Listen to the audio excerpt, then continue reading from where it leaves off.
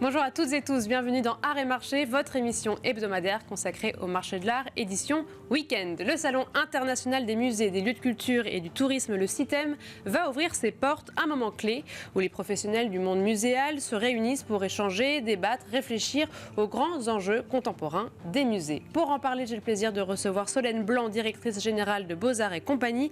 Elle nous éclairera sur les défis majeurs que les institutions culturelles devront relever dans les années à venir. Bienvenue à toutes et tous qui nous rejoignez tout de suite, c'est Art et Marché, édition Week-end.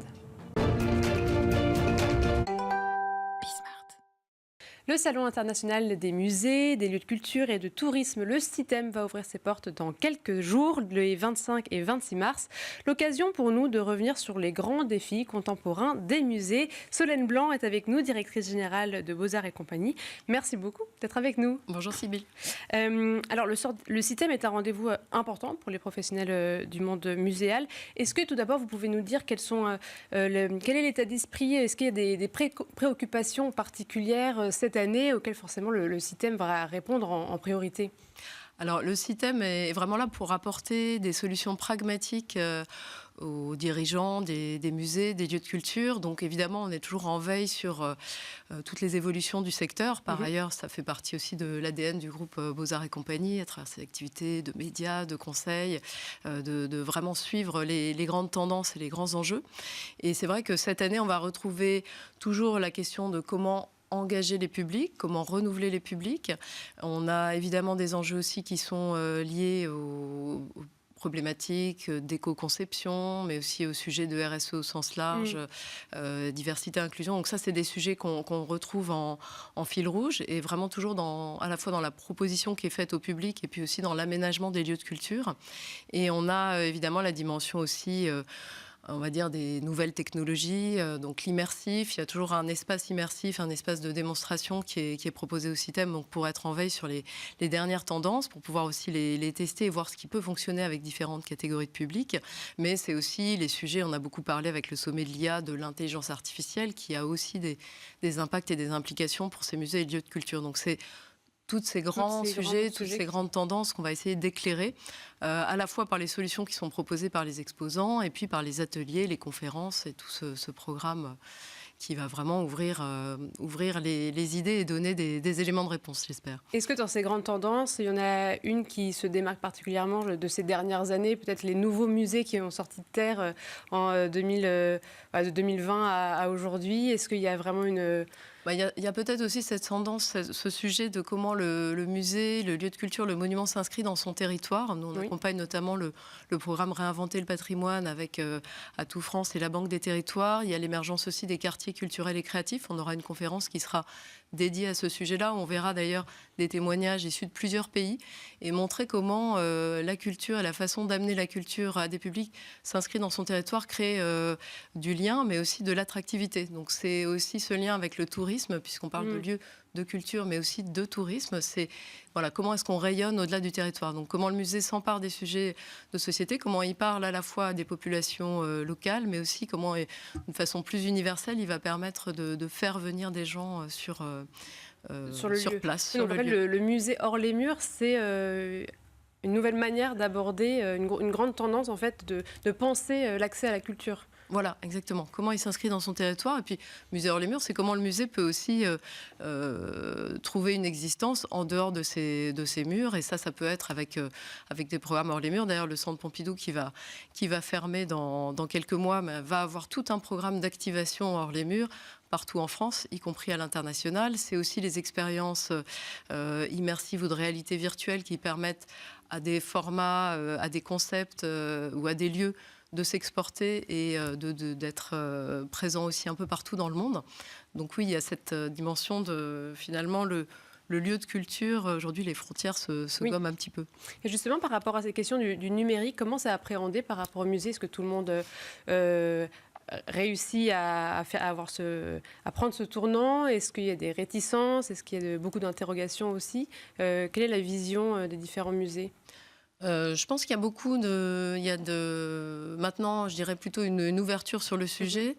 une curiosité, des enjeux de formation et puis vraiment une logique d'expérimentation qui permet voilà, aux musées de voir ce qui a du sens par rapport à leurs propos, leur identité, leur contenu, leur public ou les publics qu'ils souhaitent développer. Donc on ne peut pas parler du numérique dans l'absolu, mais il y a une multiplicité de façons de se saisir des opportunités. Donc c'est là aussi où le CITEM, à la fois avec le prix de l'innovation, va permettre de montrer ce qui peut être extrêmement innovant, d'ailleurs pas que numérique, mais extrêmement innovant dans la façon de raconter et de donner accès à la culture. C'est là où on va voir aussi donc, des solutions technologiques qu'on pourra tester et qui seront en mode démonstration. C'est là aussi où les ateliers, qui sont des duos entre des fournisseurs de solutions et des lieux, monuments ou musées qui les ont expérimentés, vont pouvoir aussi montrer comment concrètement ça se met en application et quels sont les résultats et l'impact en fait. La mesure d'impact, c'est vraiment un des grands enjeux, je pense aussi, pour les musées et lieux de culture. Oui, justement, la mesure d'impact, c'est qu'est-ce qui se fait aujourd'hui et comment peut-être on peut encore améliorer cette mesure ? Oui, je pense que traditionnellement, on avait beaucoup d'études de public qui étaient un peu la façon, ou des statistiques qui étaient la façon dont les musées mesuraient leur impact. Et aujourd'hui, il y a une multiplicité d'indicateurs parce qu'on veut aussi mesurer un impact sociétal, un impact écologique, un impact dans le discours et aussi la façon dont les histoires et les contenus sont reçus par le public. Donc, c'est des choses auxquelles, évidemment, on est très attentif parce que ça devient plus complexe. Oui, c'est ça. Est-ce qu'il y a un véritable défi pour les années à venir, une vraie préoccupation pour l'avenir, ce serait lequel s'il y en avait un ? Oula, il n'y en a pas qu'un, mais derrière tout ça, il y a quand même aussi l'enjeu du modèle économique, c'est-à-dire comment est-ce que, en se démultipliant dans sa façon de mettre en avant un contenu, un propos culturel et artistique, toucher des multiples audiences, s'inscrire dans un périmètre plus large, et le tout aussi en développant et en investissant dans les bâtiments. On voit qu'il y a beaucoup d'enjeux de rénovation. Hein. Je pense qu'on en a largement parlé autour de tous les grands musées et lieux patrimoniaux. C'est comment est-ce que derrière, dans on va dire un contexte global de dépenses publiques aussi contraint, comment est-ce qu'on peut inventer des nouveaux modèles pour financer ça et faire que la culture soit toujours plus riche, toujours plus attractive. Donc ça, c'est un sujet qu'on aborde évidemment aussi au CITEM, hein, cet enjeu du modèle économique, du développement aussi de nouvelles sources de revenus et de ressources propres pour les musées et lieux de culture. Qu'on aborde aussi d'ailleurs plus spécifiquement dans un salon qui s'appelle Muséva qu'on opère au mois de novembre et qui lui est dédié aux lieux de culture et à leur rapport avec le monde de l'entreprise puisqu'il y a aussi des nouvelles, au-delà des privatisations, au-delà du mécénat, il y a aussi des nouvelles relations à inventer avec d'autres gens qui peuvent être à la fois des financeurs et puis des relais aussi de communication auprès de leurs salariés. Oui, parce qu'en termes de nouveaux modèles économiques, à quoi on pourrait penser au-delà des canaux traditionnels, de la billetterie par exemple ? Est-ce qu'il y a des choses, des modèles plus innovants auxquels on parle plus spécifiquement aujourd'hui ? Alors, c'est vrai qu'on a traditionnellement aussi ce sujet du mécénat, mais là aussi qui est en train de se réinventer, puisque les entreprises comme les institutions ne veulent pas être juste dans un simple rapport financier. C'est aussi quelle histoire on raconte, comment est-ce qu'on crée quelque chose qui participe aussi, nous on parle beaucoup de responsabilité sociétale et culturelle des entreprises, comment on crée aussi un propos, on va toucher des personnes qui ne sont pas forcément au quotidien en lien avec la culture, comment est-ce qu'on amène ça aussi dans l'entreprise. Donc cette réinvention du mécénat, des événements, des privatisations, je pense que c'est un levier. Et après, effectivement, c'est toute l'offre de services, y compris des services qui peuvent être payants, que le musée ou le lieu de culture va pouvoir proposer dans son environnement proche. Comment est-ce qu'on crée des rebonds ? Comment est-ce qu'on attire un public qui vient peut-être pas pour la culture, mais qui va du coup aussi rentrer dans l'exposition. Donc voilà, se sentir intégré. Se sentir intégré. Donc voilà, penser vraiment. Et c'est difficile de donner une réponse dans l'absolu, c'est-à-dire que chaque cas doit être contextualisé, doit être pensé. Et c'est en lien avec son territoire. En lien avec son territoire, oui. Est-ce que, on pense tout de suite aux freins économiques, mais est-ce qu'il y a d'autres freins, d'autres difficultés pour les musées qui leur permettraient de se développer plus facilement ? Je pense qu'il y a des enjeux effectivement de formation, effectivement de bien ces nouveaux usages. Comment les usages évoluent, suivre les tendances, comment les technologies évoluent, comment les organisations doivent se repenser. Donc effectivement, c'est vraiment une question qu'on accompagne aussi sur des sujets de conseil ou qu'on éclaire avec des études de cas, des retours d'expérience. Et c'est aussi cet enjeu du système de créer un espace de rencontre professionnelle et que les professionnels puissent aussi échanger entre eux sur les bonnes pratiques, les bonnes idées et qu'il y ait un vrai partage de connaissances. De connaissances. Et justement, en France, je pense qu'on est...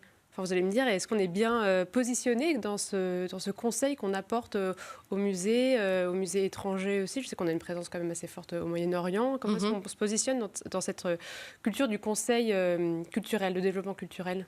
Je pense qu'on a un vrai rôle à jouer en matière de conseil et de ce qu'on appelle d'ingénierie culturelle, qui est vraiment un concept qui a été inventé en France, en fait. C'est de dire on peut faire quelque chose de culturel et artistique et en même temps qui est extrêmement structuré, pensé dans sa conception et dans son déploiement. Donc, on a des lieux de culture qui montrent en France qui savent activer toutes les dimensions de la relation publique, de la conception, de la production d'expositions, de l'itinérance ensuite d'expositions.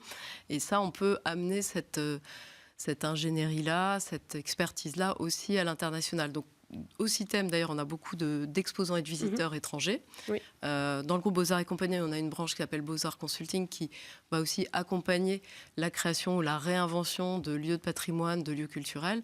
Et ça, on le fait aussi bien en France qu'à l'étranger, ça s'exporte beaucoup. En Europe, en Asie, au Moyen-Orient. Tous les pays qui ont aussi cette soif de culture et qui ont envie de s'inspirer des bonnes pratiques françaises.